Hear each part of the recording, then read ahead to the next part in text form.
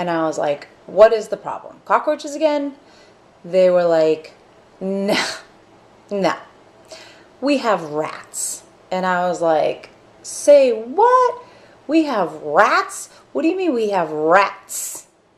And they were like, yeah, we have rats. When we were gone, apparently, we didn't realize, but this is an old Floridian house. I mean, I don't know how old it is, but it was old. Old enough that it didn't have heat, by the way. We found that out in the middle of the winter. There were holes, like holes that you wouldn't really see, like cracks and holes in, I don't know, the foundation of the walls or what have you.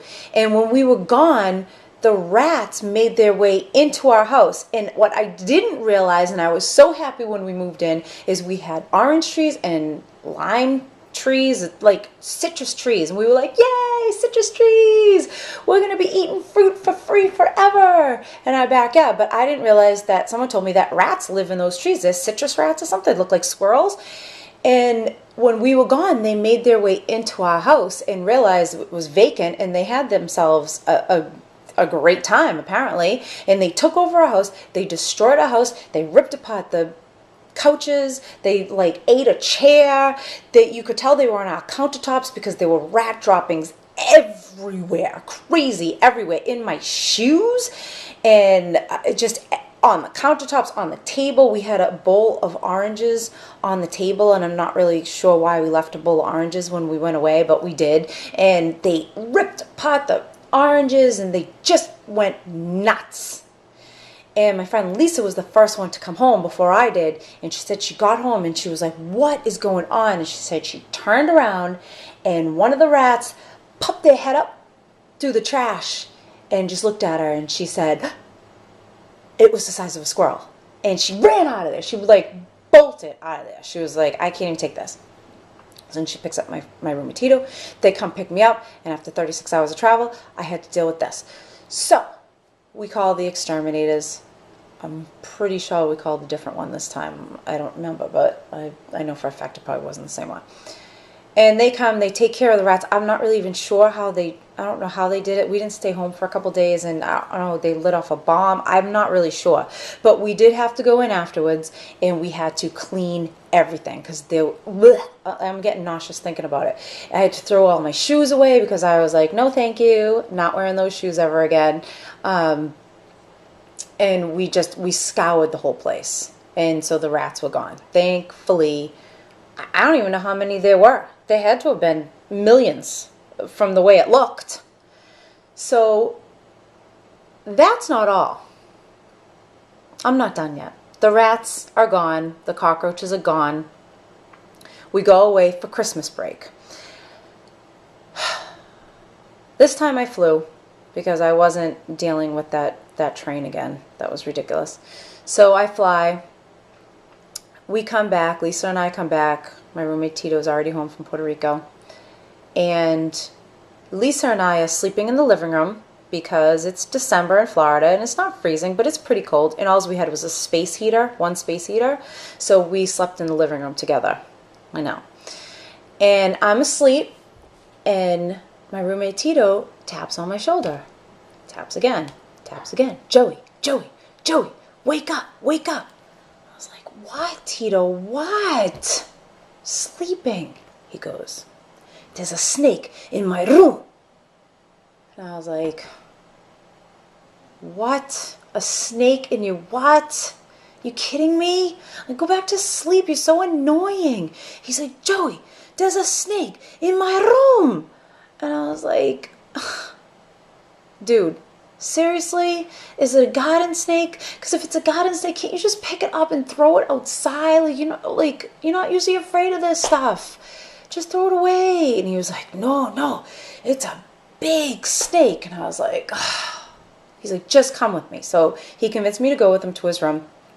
My friend Lisa, on the other hand, she stands up from the couch out of a dead sleep.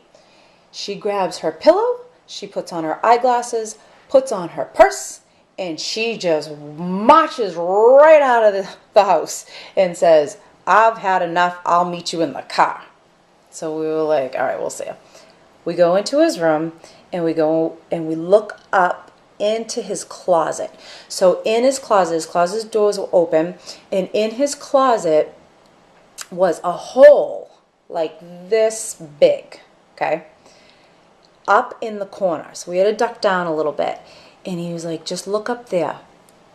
And I look up, and sure enough, out of that hole is this, like, a head, like the top little snake head with, like, this much snake just, like, coming out, like, looking at us like, what? Right? Like, it looked afraid, but we were like, ah! And we ran, right? So we run outside.